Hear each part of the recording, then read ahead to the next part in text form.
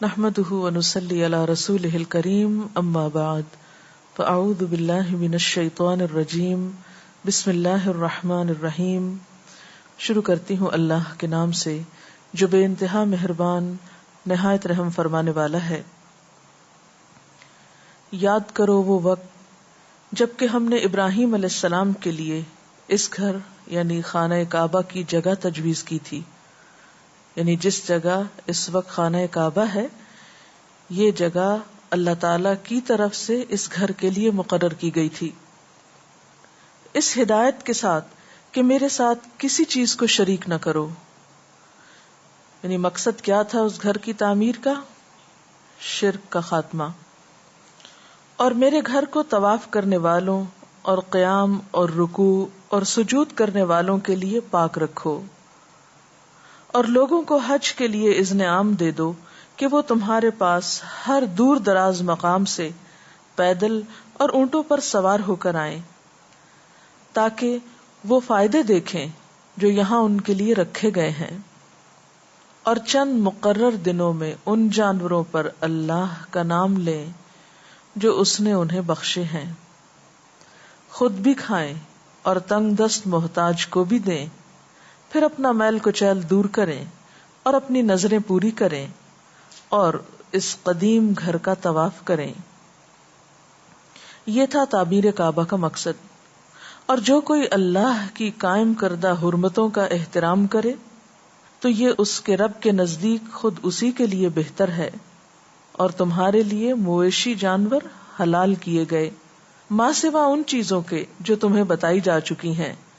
پس بتوں کی گندگی سے بچو، جھوٹی باتوں سے پرہیز کرو، یکسو ہو کر اللہ کے بندے بنو اور اس کے ساتھ کسی کو شریک نہ کرو.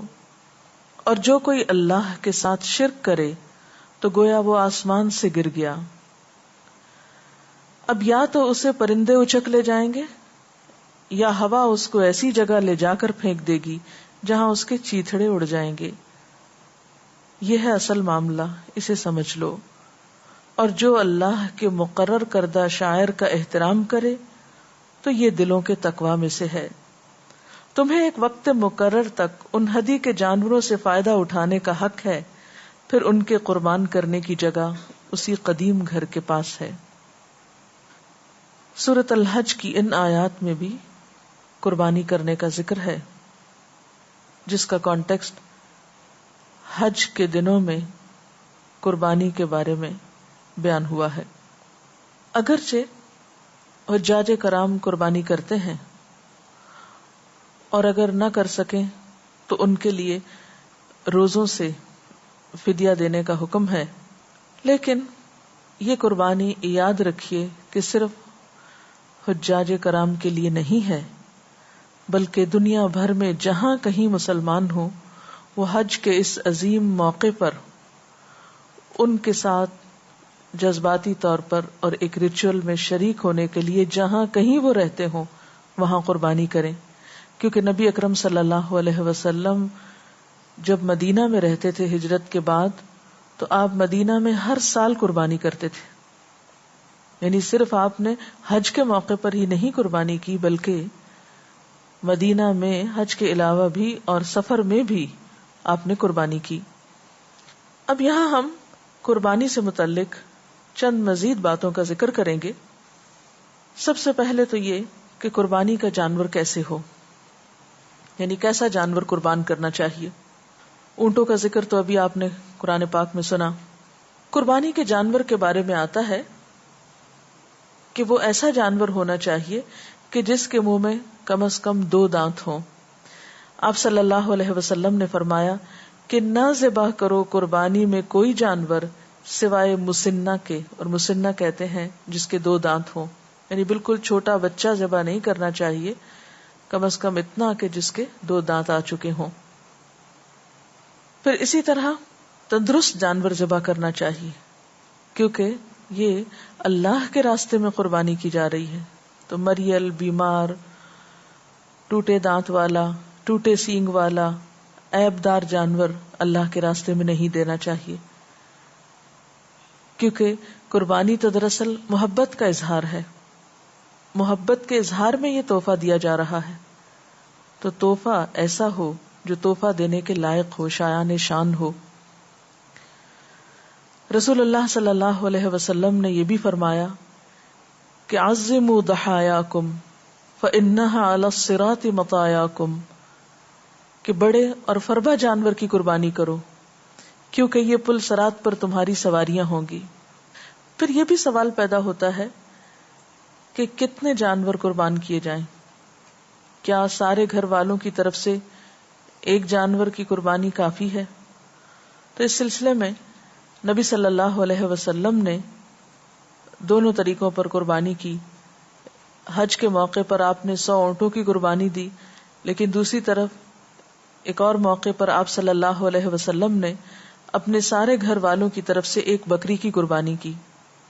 تو اس سے کیا پتہ چلتا ہے کہ جتنی حیثیت اور استطاعت ہو، موقع کی مناسبت سے اتنی قربانی کی جا سکتی ہے۔ حضرت عطا بن یسار روایت کرتے ہیں کہ میں نے ابو ایوب انصاری رضی اللہ تعالی عنہ سے پوچھا کہ آپ رسول اللہ صلی اللہ علیہ وسلم کے زمانے میں قربانیاں کیسے کرتے تھے، یعنی اس دور میں آپ کا طریقہ کیا تھا؟ انہوں نے کہا کہ ایک آدمی ایک بکری کی اپنی طرف سے اور اپنے اہل خانہ کی طرف سے قربانی کرتا تھا۔ گویا ایک قربانی ایک انسان کی اپنی طرف سے، قربانی کرنے والے کی اپنی طرف سے اور باقی گھر والوں کی طرف سے بھی ادا کی ہو جاتی ہے، اور وہ خود بھی اس میں سے کھاتے تھے اور دوسروں کو بھی کھلاتے تھے۔ ہوتے ہوتے لوگ فخر کرنے لگے، یعنی صرف نمائشی طور پر پھر زیادہ سے زیادہ قربانیاں ہونے لگی اور نوبت یہاں تک پہنچ گئی جو تم دیکھ رہے ہو۔ یعنی صرف ایک پر کفایت نہیں کی جاتی، محض دکھاوے کے لیے یا شان و شوکت کی خاطر زیادہ سے زیادہ تعداد بڑھا لی جاتی ہے۔ پھر اسی طرح ہم یہ دیکھتے ہیں کہ جانور ذبح کرنے کے بھی کچھ آداب ہیں۔ مثلاً یہ کہ چھری تیز ہونی چاہیے، جانور کو ذبح کرتے وقت اسے اذیت نہیں دینی چاہیے۔ حضرت شداد بن اوس بیان کرتے ہیں کہ رسول اللہ صلی اللہ علیہ وسلم سے میں نے 2 باتیں یاد کی۔ آپ نے فرمایا اللہ تعالیٰ نے ہر چیز پر احسان فرض کیا، یعنی ایک محسن جو ہے اس کا احسان صرف انسانوں پر نہیں ہوتا، جانوروں پر بھی ہوتا ہے۔ اور جب ذبح کرو تو اچھے طریقے سے ذبح کرو۔ جب تم میں سے کوئی ذبح کرنا چاہے تو وہ چھری کو اچھی طرح تیز کرے اور اپنے جانور کو آرام دے، یعنی ذبح کرتے وقت جانور کو کسی قسم کی تکلیف نہیں دینی چاہیے۔ پھر اسی طرح یہ ہے کہ قربانی کرنے والا اگر قربانی اپنے ہاتھ سے ذبح کرے تو وہ زیادہ بہتر ہے، لیکن اگر وہ خود نہ کر سکتا ہو تو کسی اور سے بھی کروا سکتا ہے اور خود پاس کھڑا رہ کر دیکھ بھی سکتا ہے۔ پھر اسی طرح جانور کو قبلہ رخ کر کے دعا پڑھ کے ذبح کرنا چاہیے، بسم اللہ اللہ اکبر سے شروع کرنا چاہیے۔ اسی طرح جو مزید دعا ہے وہ ہے انی وجہت وجہی للذی فطر السماوات والارض حنیفا وما انا من المشرکین ان صلاتی ونسکی ومحیای ومماتی للہ رب العالمین لا شریک لہ وبذلک امرت وانا اول المسلمین اللہم ھذا منک ولک تقبل منی کما تقبلت من ابراہیم خلیلک بسم اللہ واللہ اکبر۔ میں نے اپنا رخ اس ہستی کی طرف کر لیا جس نے آسمانوں اور زمین کو پیدا کیا، اور میں ہرگز مشرکین میں سے نہیں ہوں۔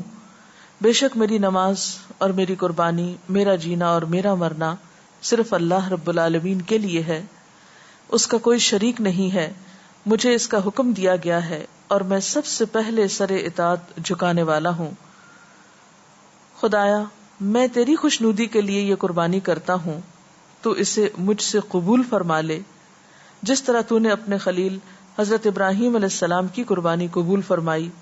اللہ کے نام پر ذبح کرتا ہوں، اللہ بہت بڑا ہے۔ پھر اسی طرح قربانی کرتے وقت یہ بھی خیال رکھنا چاہیے کہ قربانی کا گوشت اور کھال وغیرہ ان کا صدقہ کیا جائے۔ گوشت کے بارے میں تو یہ ہے کہ خود بھی کھا سکتے ہیں اور صدقہ بھی کر سکتے ہیں، لیکن کھال خود نہیں رکھ سکتے۔ کھال کے بارے میں حکم یہی ہے کہ اسے صدقہ کیا جائے۔ اسی طرح اگر جانور کے گلے میں کوئی رسی ہے یا سنگلی ہے یا جو بھی اس سے متعلق چیزیں ہیں ان سب کا بھی صدقہ کر دینا چاہیے. جہاں تک گوشت کی تقسیم کا تعلق ہے تو بہتر یہ ہے کہ اس کے 3 حصے کیے جائیں. ایک حصہ رشتہ داروں کو، ایک حصہ غریبوں مسکینوں کو اور ایک حصہ خود. لیکن اگر کوئی شخص کسی دوسرے کو کچھ نہ بھی دے اور پورا خود رکھنا چاہے تو ایسا بھی کیا جا سکتا ہے. یعنی لازم نہیں ہے، فرض کے درجے میں نہیں ہے کہ دوسروں کو ضرور دیا جائے. اور اس کے برعکس اگر کوئی شخص خود کچھ بھی نہیں رکھنا چاہتا، سارا ہی تقسیم کرنا چاہتا ہے تو اس کی بھی رخصت ہے. یعنی اس میں کوئی ہارڈ اینڈ فاسٹ رول نہیں ہے کہ انسان ان 3 حصوں کے بغیر کچھ اور کر نہیں سکتا. بہتر یہی ہے کہ آسان طریقے سے خود بھی رکھے، دوسروں کو بھی دے، رشتہ داروں کا بھی خیال رکھے، ضرورت مندوں کا بھی رکھے. لیکن اگر ایسا نہ کیا جا سکے، اس تقسیم میں کوئی فرق آ جائے تو اس پر کوئی گناہ نہیں ہے. اس سلسلے میں اگر آپ کے ذہن میں مزید کچھ سوال ہوں تو وہ بات زیادہ بہتر طور پر واضح ہو سکتی ہے، تو میں چاہوں گی کہ اب آپ سوال کیجیے. ڈاکٹر صاحبہ، نبی اکرم صلی اللہ علیہ وسلم نے بھی اپنے ہاتھ سے بہت سے اونٹ ذبح کیے، اور اسی طرح اپنے ہاتھ سے ذبح کرنے کی فضیلت بھی ہے، تو کیا کوئی خاتون ایسا کرنا چاہے تو وہ کر سکتی ہے؟ جی، آپ نے درست فرمایا کہ نبی صلی اللہ علیہ وسلم نے اپنے ہاتھ سے قربانی کی تھی، اور حقیقت بھی یہی ہے کہ جو کام انسان اپنے ہاتھ سے کرتا ہے اس کی بات ہی کچھ اور ہوتی ہے. اور قربانی جب اپنے ہاتھ سے کی جاتی ہے تو اس وقت احساسات بالکل مختلف ہوتے ہیں. دیکھ کر بھی انسان کے اندر مختلف طرح کے جذبات ہوتے ہیں، لیکن اگر اپنے ہاتھ سے کی جائے تو اور زیادہ گہرے احساسات ہوتے ہیں.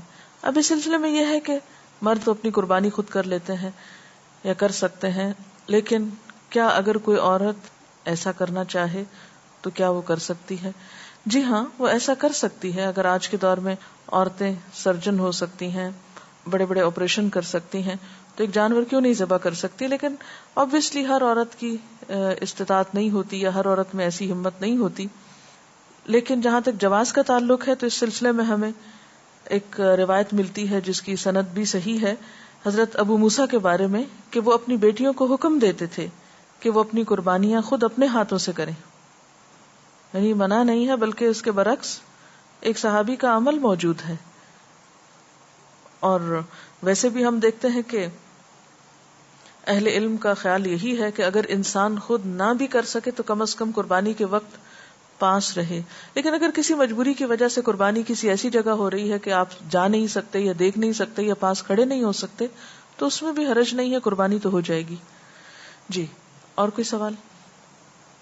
ڈاکٹر صاحبہ، عموماً یہ دیکھا گیا ہے کہ جب گھروں میں قربانی کی جاتی ہے تو نبی صلی اللہ علیہ وسلم کی طرف سے بھی کی جاتی ہے، تو کیا ایسا کہا جا سکتا ہے؟ قربانی اپنی طرف سے کرنے کے علاوہ دوسروں کی طرف سے بھی کی جا سکتی ہے، اور خصوصاً اللہ کے رسول صلی اللہ علیہ وسلم کی طرف سے، کیونکہ آپ کے ہم پر بے شمار احسانات ہیں. آپ نے ہمارے لیے وہ کچھ کیا جو ہمارے والدین بھی نہیں کرتے. آپ سب جہان والوں کے لیے رحمت للعالمین تھے. اس لیے اگر کوئی شخص اپنے علاوہ نبی صلی اللہ علیہ وسلم کی طرف سے قربانی کرتا ہے تو اس کا یہ کام درست ہے اور بہت خیر و بھلائی کا باعث ہے انشاءاللہ. اور پھر آپ دیکھیے کہ ہم تو اب سوچتے ہیں کہ کریں یا نہ کریں. رسول اللہ صلی اللہ علیہ وسلم نے اپنی امت کی طرف سے قربانی کی. حدیث میں آتا ہے کہ آپ صلی اللہ علیہ وسلم نے حضرت عائشہ سے چھری لانے کو کہا. آپ لائیں، آپ نے کہا کہ اسے تیز کرو. حضرت عائشہ کہتی ہیں کہ میں نے چھری کو تیز کیا. پھر آپ صلی اللہ علیہ وسلم نے مینڈھے کو جو آپ کے لیے وہ پیش کیا گیا تھا، آپ کے کہنے پر جو آپ کے منگوانے پہ لایا گیا تھا، اس کو آپ نے لٹایا اور فرمایا بسم اللہ اللہم تقبل من محمد و آل محمد ومن امت محمد ثم ضحی بہ. صحیح مسلم کی روایت ہے کہ نبی صلی اللہ علیہ وسلم نے جب وہ مینڈھا ذبح کیا تو فرمایا اللہ کے نام کے ساتھ، اے اللہ محمد صلی اللہ علیہ وسلم، آل محمد صلی اللہ علیہ وسلم اور امت محمد صلی اللہ علیہ وسلم کی طرف سے اسے قبول فرما. یہ کہہ کر پھر آپ نے اس مینڈے کو ذبح کیا. اسی طرح حضرت علی رضی اللہ تعالیٰ عنہ کے بارے میں آتا ہے کہ وہ ایک کی بجائے 2 مینڈے ذبح کیا کرتے تھے. تو کسی نے ان سے پوچھا کہ آپ 2 قربانیاں کیوں کرتے ہیں؟ تو انہوں نے بتایا کہ ایک میں اپنی طرف سے کرتا ہوں اور ایک میں حضور اکرم صلی اللہ علیہ وسلم کی طرف سے کرتا ہوں. تو آپ سے پوچھا گیا کہ وہ کیسے؟ تو انہوں نے کہا کہ آپ صلی اللہ علیہ وسلم نے مجھے یہی حکم دیا تھا اور میں اسے کبھی نہیں چھوڑوں گا. یعنی ایک دفعہ نہیں، 2 دفعہ نہیں، وہ مسلسل ایسا کیا کرتے تھے. تو اس سے پتہ چلتا ہے کہ اگر ہم میں سے بھی کسی کو توفیق ہے اور ہم میں سے بھی کوئی یہ عمل کر سکے، استطاعت رکھتا ہو، تو ضرور کرے. جی، اس کے علاوہ کوئی اور سوال؟ ڈاکٹر صاحبہ، کیا والدین کی طرف سے جو وفات پا چکی ہوں قربانی کی جا سکتی؟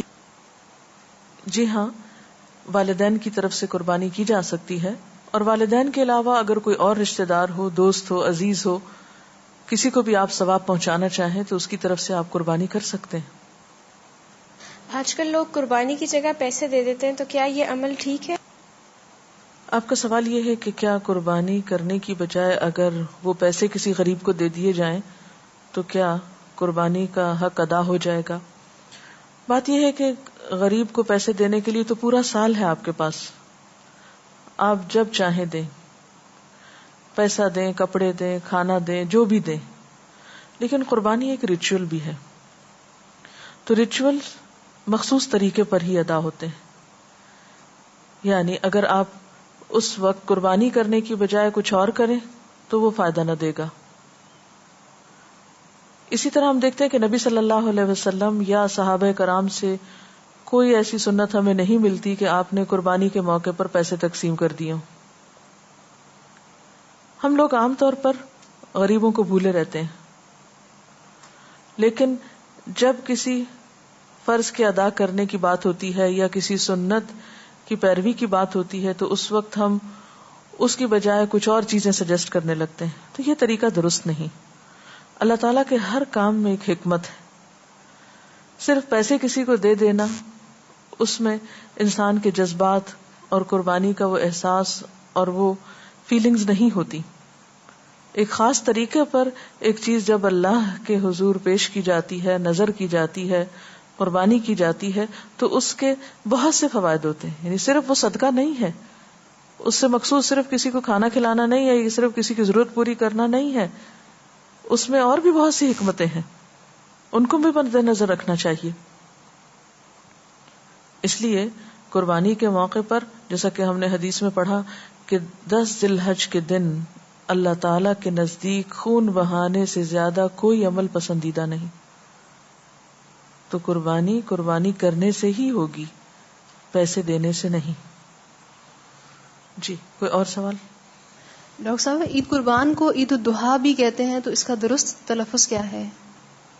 جی ہاں، بعض لوگ عید الاضحیٰ کو عید الضحیٰ کہتے ہیں، جبکہ یہ عید الاضحیٰ ہے. اضحیٰ اضحیہ سے، لغت کے اعتبار سے عید الضحیٰ کہنا درست نہیں. اور عید الاضحیٰ کا معنی قربانی کی عید ہے، جبکہ ضحیٰ کا لفظی معنی ہوتا ہے چاشت کا وقت. تو چاشت کے وقت کی عید تو نہیں ہے، یہ تو قربانی کی عید ہے. اس لیے درست لفظ بولنا چاہیے. یا تو اردو میں آپ قربانی کی عید کہہ دیں، یا پھر عربی میں اگر کہنا چاہیں تو عید الاضحیٰ کہیں. اس کے ساتھ ہی ہمارے آج کے پروگرام کا وقت ختم ہوتا ہے. اجازت چاہتے ہیں. سبحانک اللہم و بحمدک، نشہد ان لا الہ الا انت، نستغفرک و نتوب الیک. والسلام علیکم ورحمۃ اللہ وبرکاتہ.